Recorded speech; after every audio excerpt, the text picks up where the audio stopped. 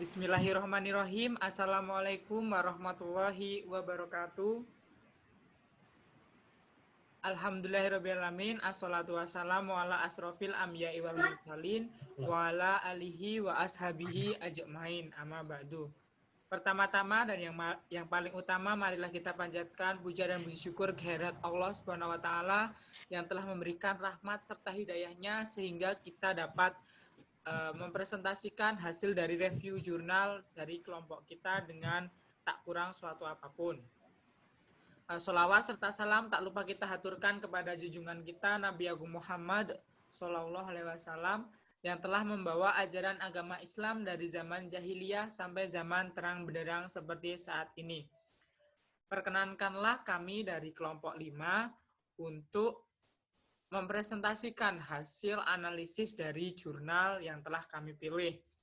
Untuk anggota dari kelompok 5 yaitu saya sendiri, Lutfi Galih Alifianto, dan juga rekan saya Jennifer Trimarsuni, Hadifa Fadilah Asmi, Isma Faiko Kurota Ayun, Muhammad Zaki Amin, dan juga Zahra Aulia.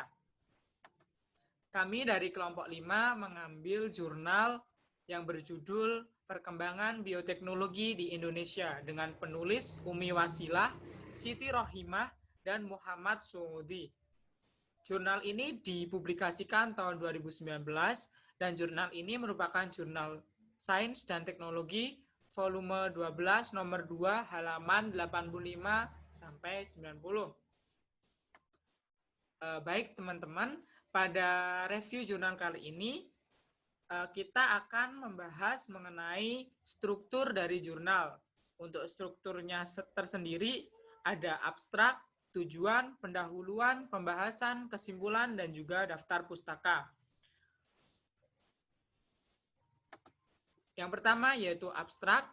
Abstrak ini berisi ringkasan atau ikhtisar dari jurnal, dan abstrak ini biasanya memuat tujuan penelitian dan menjelaskan hasil dari penelitian. Pada jurnal yang kita review atau yang kita analisis strukturnya, tujuan dari jurnal tersebut adalah untuk mengetahui langkah pemerintah dalam mempercepat perkembangan biotek dari masa lalu hingga saat ini atau sekarang. Untuk hasil dari penelitian ataupun review jurnal yang telah kami lakukan, itu menyampaikan bahwa perkembangan bioteknologi di Indonesia saat ini cenderung lambat dikarenakan minimnya dana penelitian, sumber daya manusia, fasilitas dan kebijakan pemerintah. Padahal sebenarnya bioteknologi dapat berperan penting dalam pertanian, kesehatan, dan lingkungan. Untuk selanjutnya yaitu pendahuluan. Untuk pendahuluan akan disampaikan oleh saudara saya Muhammad Zaki Amin. Kepada Muhammad Zaki Amin, saya persilahkan. Oke, terima kasih Lutfi. Pendahuluan yaitu yang berisi pertama latar belakang, kemudian rumusan masalah, tujuan dan manfaat yang berhubungan dengan judul. Latar belakang dari penelitian kita yaitu karena bioteknologi telah berkembang di Indonesia sejak lama namun cenderung lambat. Kemudian juga rumusan-rumusan masalah yang terdapat pada jurnal kami yaitu pertama, bagaimana status bioteknologi di Indonesia saat ini, mengapa perkembangan bioteknologi di Indonesia cenderung lambat, apa langkah-langkah pemerintah dalam memajukan bioteknologi, dan juga apa hasil dari bioteknologi. Kemudian juga tujuan dari karya ilmiah ini yaitu untuk mengetahui langkah-langkah pemerintah dalam mempercepat perkembangan bioteknologi dari masa lalu dan masa yang akan mendatang. Kemudian juga memberi kabar akan manfaat dari bioteknologi di Indonesia. Manfaat dari karya ilmiah ini yaitu mengetahui penyebab rendahnya perkembangan bioteknologi di Indonesia, mengetahui langkah-langkah pemerintah dalam mempercepat perkembangan bioteknologi di Indonesia, mengetahui hasil pemanfaatan bioteknologi di berbagai sektor. Oke, terima kasih kepada Mas Muhammad Zaki Amin yang telah menyampaikan analisis struktur bagian pendahuluan. Untuk yang selanjutnya akan dilanjutkan oleh rekan saya, Hadifa Fadilah Asmi dan juga Zahra Aulia. Kepada Hadifa Fadilah Asmi, saya persilahkan. Oke, terima kasih Lutfi. Baiklah, di sini saya akan membacakan pemaparan tentang jurnal perkembangan bioteknologi di Indonesia. yaitu yang pertama tentang peran pemerintah. Perkembangan bioteknologi tidak terlepas dari peran pemerintah sebagai penyedia dana penelitian untuk meningkatkan pengetahuan, kualitas, dan kemajuan bioteknologi di Indonesia.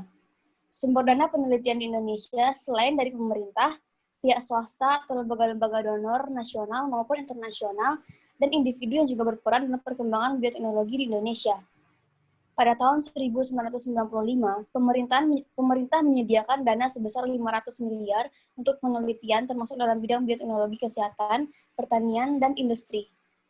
Pemerintah dengan konsisten telah menyediakan dana hibah untuk penelitian dalam bidang bioteknologi.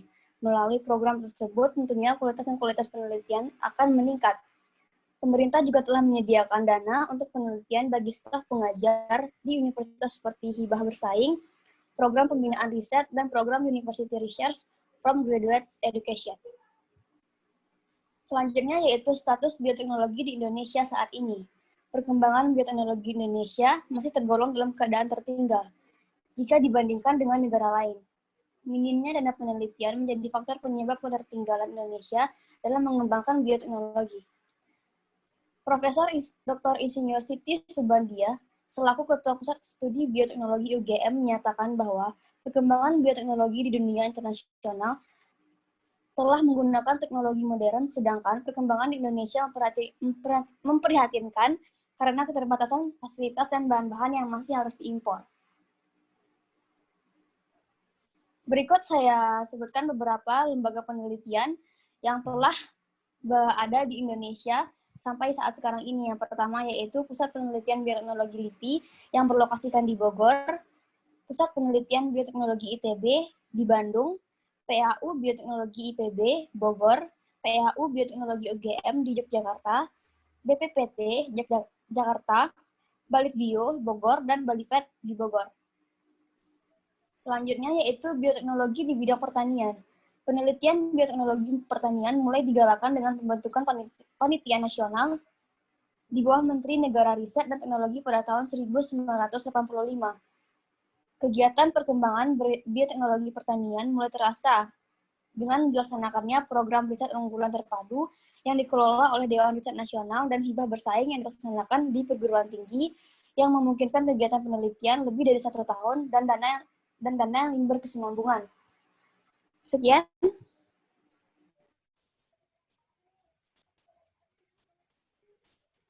Selanjutnya, bioteknologi dalam bidang kesehatan. Nah, hasil bioteknologi dalam bidang kesehatan ada terapi gen, vaksin, dan juga penerapan antibodi monoklonal. Memberikan kesempatan, yaitu mendiagnosa, mencegah, serta mengobati berbagai penyakit, termasuk penyakit genetis. Terapi gen sendiri itu merupakan teknologi yang memungkinkan gen yang rusak dapat diganti dengan gen normal menggunakan vektor untuk menyisipkan DNA ke dalam sel. Salah satu aspek penting dalam pengembangan produk bioteknologi kesehatan adalah pembuatan hormon manusia. Sebelum era bioteknologi, insulin diperoleh dari hewan ternak seperti sapi dan babi. Namun, cara tersebut memiliki kelemahan, yaitu memungkinkan timbulnya alergi dan hasil produksi insulin yang terbatas. Namun, dengan pendekatan bioteknologi, insulin dapat diperoleh dengan cara memproduksi di mikroorganisme. Selanjutnya, hasil produk bioteknologi kesehatan ada vaksin. Nah, vaksin itu adalah bahan antigenik yang digunakan untuk kekebalan terhadap suatu penyakit yang biasanya mengandung virus atau mikroorganisme yang telah dimatikan atau dilemahkan. Pemberian vaksin di Indonesia telah diselenggarakan pada tahun 1956 dan mengalami perkembangan serta perluasan pada tahun 1977 dalam rangka pencegahan penularan beberapa penyakit. Selanjutnya ada bioteknologi di bidang lingkungan. Sejak perkembangan industri dan urbanisasi yang telah mengganggu lingkungan yang awalnya bersih, perkembangan bioteknologi dalam bidang lingkungan dapat merestorasi lingkungan yang tercemar, serta meningkatkan kualitas lingkungan terutama bagi manusia.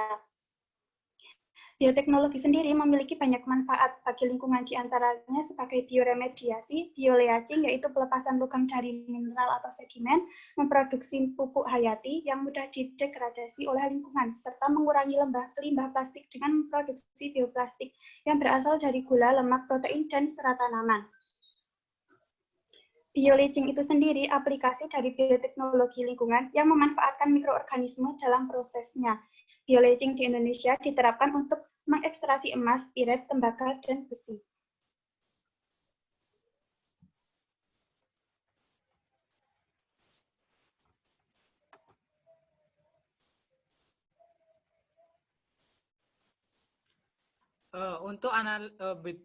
Untuk analisis yang berikutnya yaitu mengenai kesimpulan. Untuk kesimpulan akan disampaikan oleh rekan saya yaitu Jennifer Trimarsudirini.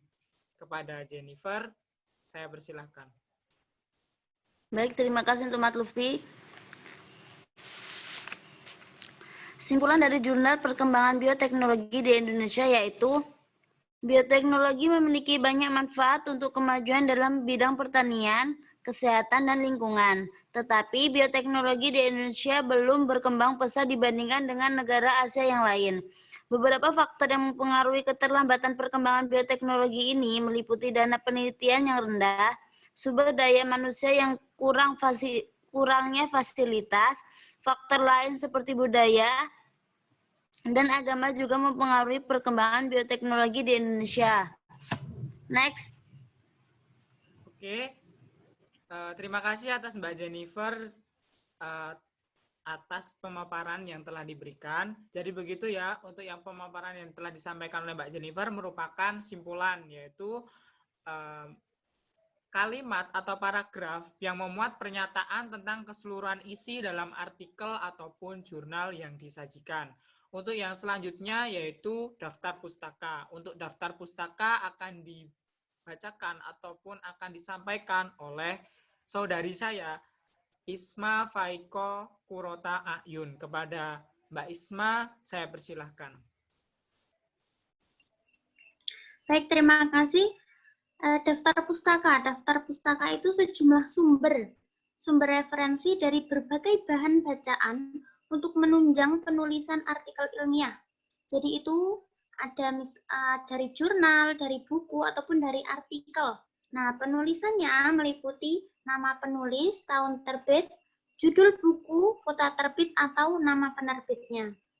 Nah, dari analisis review yang kita ambil, itu kita ambil dari Wasilah U, Rohimah S, dan Suudi M tahun 2019 dengan judul Perkembangan Bioteknologi di Indonesia.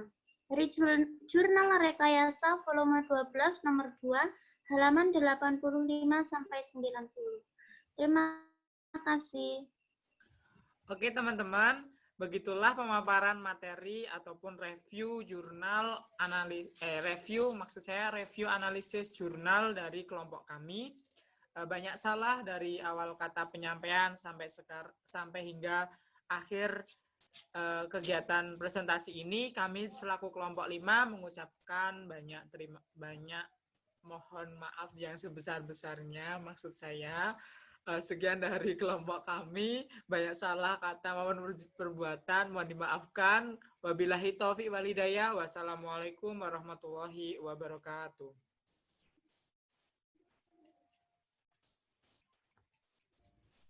Oke, selesai.